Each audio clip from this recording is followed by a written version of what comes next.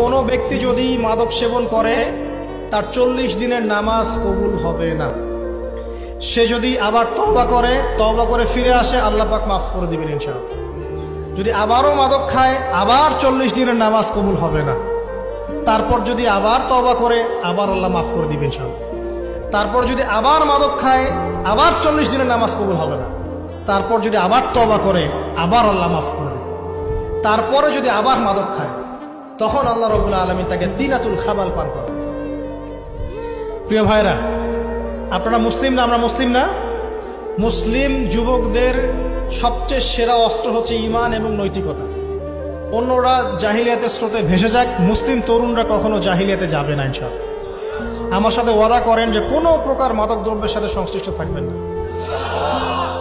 একটা সিগারেটেও কখনো টান দিবেন না। কারণ সিগারেটটা কি? সিগারেট আপনাকে আস্তে আস্তে অন্য মাদকের দিকে নিয়ে যাবে। সিগারেট খাওয়া শিখেছিস, এখন গাঁজাও খা। গাঁজা খাওয়া শিখলে এখন ওটা খা, এই করতে থাকে। এক পর্যায়ে আপনি এখান থেকে আর বের হতে পারবেন না। এখানে আপনার দেহের ক্ষতি, আপনার মস্তিষ্কের ক্ষতি, আপনার পরিবারের ক্ষতি।